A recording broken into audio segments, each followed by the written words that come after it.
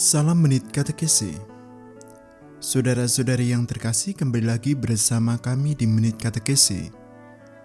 Menit Katekese kali ini akan membahas tentang Katekismus Gereja Katolik. Pada video sebelumnya, kita telah membahas sedikit tentang Katekismus Gereja Katolik. Banyak tulisan di buku-buku rohani Katolik mengambil acuan dari Katekismus Gereja Katolik atau disingkat dengan KGK. KGK memang adalah dokumen Gereja Katolik yang begitu penting. Dalam Konstitusi Apostolik Fidei Depositum, Paus Yohanes Paulus II menyatakan bahwa KGK yang disahkan pada tanggal 25 Juni 1992 adalah alat yang sah dan legitim dalam pelayanan persekutuan gereja, selanjutnya sebagai norma yang pasti untuk ajaran iman. Dasar pemaparan iman Katolik di dalam KGK adalah 3 pilar, yaitu Kitab Suci, Tradisi Suci, dan Magisterium Gereja. Sejarah terbitnya Katekismus Gereja Katolik atau KGK. Pada tanggal 25 Januari 1985, 20 tahun setelah Konsili Vatikan II, Paus Yohanes Paulus II mengadakan sinode luar biasa yang dihadiri oleh pemimpin semua konferensi uskup Katolik di seluruh dunia. Dalam sinode tersebut, mereka merefleksikan Konsili Vatikan II dan juga langkah-langkah yang harus dilakukan di kemudian hari.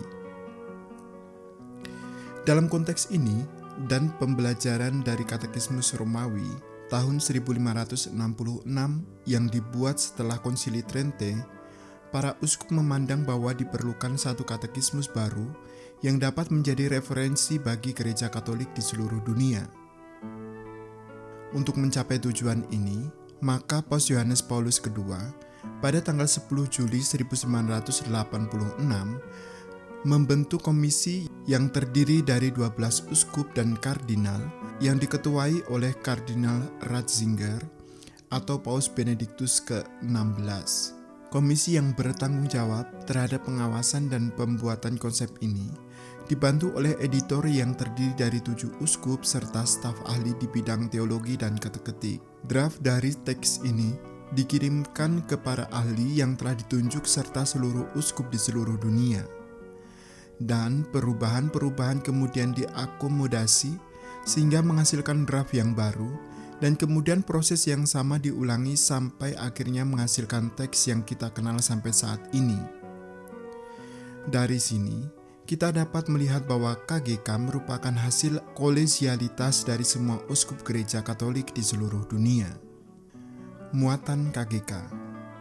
KGK atau Katekismus Gereja Katolik mempresentasikan ajaran iman dan moral gereja Katolik dengan pemaparan yang baik dan terstruktur yang disesuaikan dengan kehidupan Kristen pada zaman ini. Dari sini kita dapat melihat ada 2 hal yang utama dalam pembuatan KGK, yaitu 1. Pemaparan ajaran iman yang berakar pada kitab suci, tradisi suci, magisterium gereja, liturgi, tulisan dari para santos santa. Dengan kata lain, KGK melihat ke belakang atau kembali ke sumber. 2. Di sisi lain, gereja juga melihat ke depan, yaitu memaparkan ajaran iman sesuai dengan kondisi zaman ini. Dengan kata lain, gereja memperbaharui dalam hal pemaparan imannya sehingga lebih dapat dipahami dan diterima di zaman ini. Katekismus ini hendak menyampaikan dalam terang Konsili Vatikan II dan seluruh tradisi gereja satu sintesis yang organis mengenai isi yang hakiki dan mendasar tentang ajaran iman dan kesusilaan Katolik. Sasaran. Katekismus ini diperuntukkan terutama bagi mereka yang bertanggung jawab mengenai katekese. Pada tempat pertama, untuk para uskup sebagai guru iman dan gembala gereja. Selain bagi para uskup, katekismus ini juga dimaksudkan bagi para imam dan katekis. Tetapi diharapkan agar juga merupakan bacaan berguna bagi semua warga Kristen yang lain. Struktur dari KGK mengikuti tradisi dari katekese, yaitu terdiri dari 4 bagian. Yang pertama, apa yang dipercayai, yaitu pemaparan aku percaya. 2. Bagaimana merayakan apa yang dipercaya, yaitu pemaparan sakramen-sakramen. 3. Bagaimana hidup menurut apa yang dipercaya, yaitu pemaparan moralitas dan 10 perintah Allah. Dan keempat, tentang doa, khususnya pemaparan tentang doa Bapa Kami.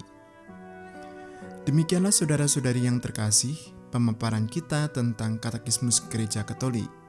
Nantikan kelanjutannya. Salam.